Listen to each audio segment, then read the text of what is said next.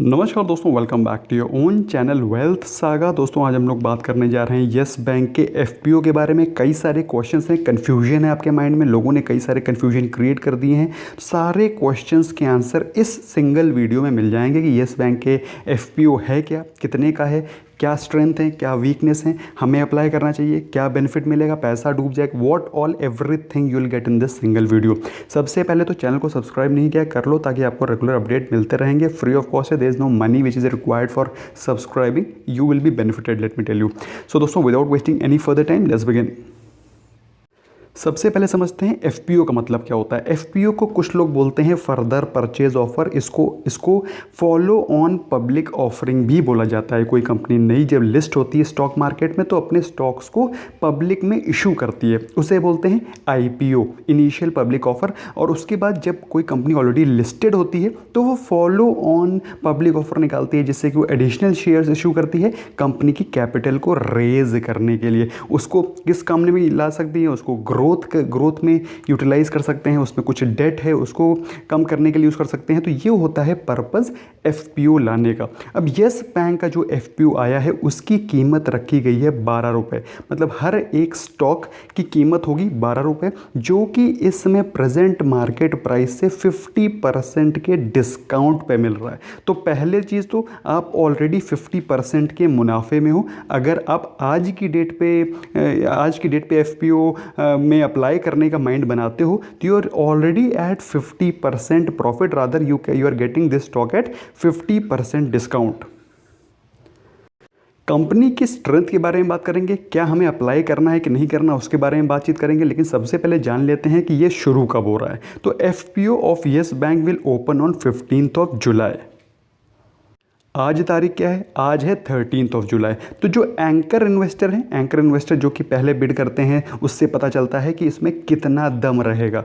वो लोग इन्वेस्ट करेंगे इसमें 14th of July, that is कल। अब कल से हमें पता चल जाएगा कि इसका कैसा रिस्पॉन्स रहा है। तो 14th ऑफ जुलाई को एंकर इन्वेस्टर इन्वेस्ट करेंगे। उसके बाद ये आम आदमी, आम पब्लिक के लिए खुल जाएगा जुलाई 15 से जुलाई 17। अब इस एफपीओ के कुछ और इंपॉर्टेंट फीचर हैं, उस पर नज़र डाल लेते हैं। सबसे पहली चीज़, येस बैंक एम कर रही है 15,000 करोड़ रुपए रेज करने के लिए। क्यों कर रही है ये भी बताऊंगा। इसमें से 200 करोड़ रुपए out of this 15,000 crore, 200 crore worth of equity shares will be reserved for its employees. तो 200 करोड़ रुपए एम्प्लॉयज़ के लिए रिजर्व रखे गए हैं। अगर ये reserved stocks, that is 200 crore रुपए के स्टॉक अगर एम्प्लॉयज़ नहीं खरीदते हैं तो ये भी आम आदमी, आम पब्लिक के लिए ओपन हो जाएंगे फॉर इशू। तो इसमें काफ़ी ज़्यादा चांसेस हैं कि आपको इसका एफपीओ मिल सकता है। अब एफपीओ का प्राइस बैंड रखा गया है 12 से 13 रुपये, 12 रुपये minimum and with the maximum cap price of 13 rupees. और जो एम्प्लॉयज़ हैं उनको 1 रुपये का डिस्काउंट मिलेगा। So this is very important thing. अगर आप येस बैंक के एम्प्लॉय हैं तो you will get 1 rupee discount for applying this FPO. अब नेक्स्ट क्वेश्चन आता है कि कितना बड़ा लॉट होगा, कितना पैसा इन्वेस्ट करना होगा। अगर आप एक लॉट ऑफ एफपीओ अप्लाई करते हो तो आपको 1000 स्टॉक लेने होंगे, विच मीन्स 12,000 रुपीज़ का इन्वेस्टमेंट आपको मिनिमम लगाना पड़ेगा। और अगर आप एम्प्लॉय हैं तो आपको 1 रुपये सस्ता पड़ेगा, तो you will have to invest 11,000 rupees, क्योंकि 1000 का लॉट है और 1000 into 11 as an employ 11,000 rupees आपको इन्वेस्ट करने पड़ेंगे।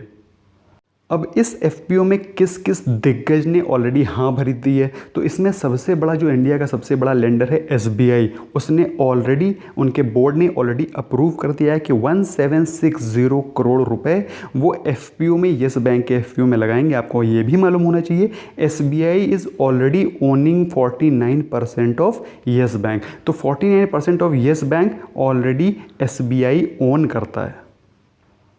अब बात कर लेते हैं येस बैंक के और येस बैंक का जो बुरी हालत थी, जो कि आपको मालूम है, उसने कई सारे losses continuous back to back quarter में पोस्ट किए।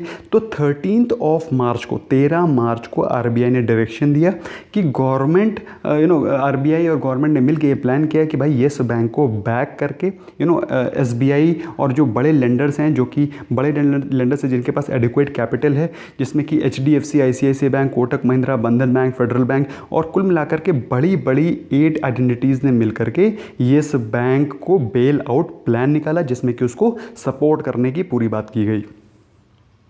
तो उन सभी लोगों ने मिलकर येस बैंक को बेल आउट किया, येस बैंक को एक सहारा दिया गया जिससे कि वो अपनी अपनी जो दुर्दशा है उसको संभाल सके। अभी जो एफपीओ आया है उससे क्या एम किया जा रहा है, सबसे पहली चीज़ तो आपको मालूम होना चाहिए सॉल्वेंसी रेशियो क्या होता है।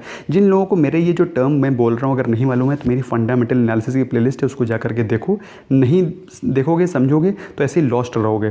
तो भाई सॉल्वेंसी रेशियो आपको बताता है सीईटी एक रेशियो होता है, सॉल्वेंसी बताता है कि ये कंपनी दिवालिया तो नहीं हो जाएगी। तो येस बैंक की जो कंडीशन अभी है वो है 6.3% सॉल्वेंसी रेशो, जो कि आरबीआई की गाइडलाइन के मुताबिक होना चाहिए 7.3%।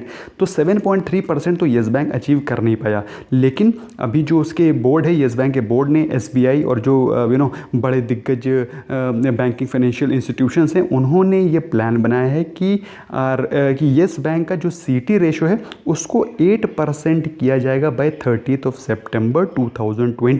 इसको करने के लिए चाहिए कैपिटल और वो आएगी एफपीओ के द्वारा। तो ये तो हो गया पहला टेक्निकल रीज़न जिस कारण एफपीओ लाया गया। नंबर 2, ऑफ कोर्स अगर पैसा होगा तभी ग्रोथ होगी, तभी डेवलपमेंट होगा, तभी इन्वेस्टमेंट होगा, तभी एक्सपेंशन होगा। तो ग्रोथ लाने के लिए भी एफपीओ लाया जा रहा है। तीसरी चीज़, capital adequacy ratio of yes bank had cracked, बहुत बुरी तरह से गिर गया था, तो उस कैपिटल एडिक्वेसी रेशियो को बढ़ाने के लिए भी एफपीओ लाया गया। तो ये 3 बड़े ऑब्जेक्टिव हैं जिस कारण ये एफपीओ लाया गया है। अब बात कर लेते हैं येस बैंक की फाइनेंशियल परफॉर्मेंस के बारे में। तो दोस्तों आपको मालूम होना चाहिए येस बैंक की फाइनेंशियल परफॉर्मेंस काफ़ी ज़्यादा डिटेरियोरेट हो गई थी, स्पेशली इन फाइनेंशियल ईयर 1920। तो उसमें जो डिपॉजिट्स थे उसके वो -54% गिर गए थे। लोगों ने इसमें डिपॉजिट्स करना बंद कर दिया था, अकाउंट्स बंद कर दिए थे, क्योंकि ऐसा लग रहा था कि येस बैंक बिल्कुल बैंकरप्ट हो जाएगा, दिवालिया हो जाएगा। तो उसके डिपॉजिट्स काफ़ी ज़्यादा गिर गए थे, लेकिन अभी situations are under control. Net loss उसने पोस्ट किया है for this last financial year around 16,418, ये नेट लॉस उसने पोस्ट किया है। एडवांसेस 24% गिर गए। एडवांसेस क्या होते हैं? वो एसेट्स, ये वो एसेट्स हैं जो कि आपको इंटरेस्ट अर्न करके देते हैं। वो एडवांसेस हैं जो कि आपको इंटरेस्ट अर्न करके देते हैं, उसमें भी डी ग्रोथ -24%। लेकिन दोस्तों ये हो चुकी है हिस्ट्री, ये हो गया है पुराना परफॉर्मेंस। हम लोग आगे की तरफ देख रहे हैं, we are forward looking now. अब हम लोग बात करते हैं येस बैंक के स्ट्रेंथ की। अगर आपको इसमें इन्वेस्ट करना है तो येस बैंक की स्ट्रेंथ क्या है? तो येस बैंक की स्ट्रेंथ है सबसे पहली चीज़ कि उसकी पैन इंडिया प्रेजेंस है। ये नहीं कि सिर्फ साउथ इंडिया में रिस्ट्रिक्टेड है, या फिर बंधन बैंक की तरह सिर्फ ईस्ट इंडिया में ही लोकेटेड है, या फिर कहीं एक J&K की तरीके नॉर्थ में लोकेटेड है। पैन इंडिया प्रेजेंस है और 1100 से अधिक ब्रांचेस हैं। अच्छा मैनेजमेंट था, लेकिन प्रमोटर के इशू के चलते येस बैंक काफ़ी ज़्यादा डूम कर गया। बट एज ऑफ नाउ अभी उसका फोकस रिटेल और एसएमई एडवांसेस को बढ़ाने में है, विच इज़ नाइस। और आपको मालूम होना चाहिए येस बैंक के जितने भी लोग येस बैंक का बैंकिंग या फिर क्रेडिट कार्ड यूज़ कर रहे हैं, प्लीज़ कॉमेंट करके मुझे पक्का बताइएगा, so that we also come to know कि although I am not using yes bank की services, but let me know, जो लोग भी यूज़ कर रहे हैं, let me know in the comment section कि येस बैंक की कैसी टेक्नोलॉजी प्लेटफॉर्म बैंकिंग है। मेरे हिसाब से जैसा कि मैंने पढ़ा और सुना है, येस बैंक टेक्नोलॉजिकली बहुत ही साउंड है।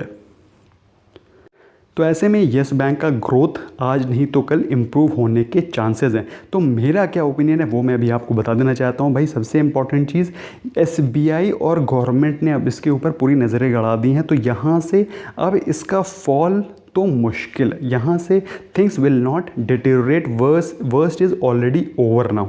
तो यहाँ से आप येस बैंक को लूज़ करने के लिए कुछ ज़्यादा बचा नहीं है। तो ये low risk high reward proposition है। अगर आप एफपीओ में इन्वेस्ट करते हो, जस्ट 12 रुपये में आपको येस बैंक का स्टॉक मिल रहा है, वो स्टॉक जो कि 2 साल पहले 400 रुपये का था। But at the same time 400 रुपये और 12 रुपये इसलिए हुआ है क्योंकि इसकी कंडीशन भी 12 रुपये टाइप की हो गई है, but you are getting at 50% discount today. तो ये तो पहली चीज़ हो गई कि भाई लो रिस्क है, लेकिन पहली चीज़ तो हो गई कि गवर्नमेंट के द्वारा बैकिंग है, लो रिस्क हाई रिवॉर्ड है।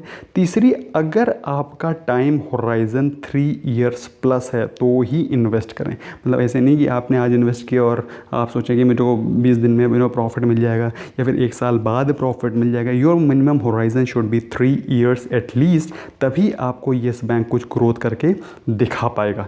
This is number 3 and number 4 is must subscribe only if you have adequate liquidity. Liquidity मतलब आप जो पैसा इसमें लगाएंगे, अगर 12,000 रुपये लगा रहे हैं तो ये सोचिए कि 12,000 रुपये आपने 3 ईयर्स के लिए बिल्कुल एफडी कर दी, उसकी तरफ देखना नहीं है, क्योंकि यहाँ से गिरावट के चांसेस कम हैं। Because 49% is already owned by SBI and various other banks. तो यहाँ से गिरावट कम पॉसिबल है, उम्मीदें ऊपर की ज़्यादा हैं। तो लिक्विडिटी होनी चाहिए, 3 साल का कम से कम होराइजन होना चाहिए। आपको मालूम होना चाहिए पूरा का पूरा प्योर रिवॉर्ड ही नहीं है, रिस्क भी है, ऑल्दो इट इज़ लो। तो ये मेरा ओपिनियन है। मेरे हिसाब से अगर आपके पास एडिक्वेट लिक्विडिटी है, 3 साल का होराइजन है, you must go ahead for this. I think it is worth betting for, especially if you have long term time horizon. That's all from my side. मेरे हिसाब से अगर आपका टाइम होराइजन लॉन्ग है, एडिक्वेसी है अगर आपकी लिक्विडिटी में, you must definitely apply for it. Otherwise अगर आपके पास लिक्विडिटी नहीं है, you can not wait, you can not hold, avoid. Thank you so much friends for watching. Bye bye for now.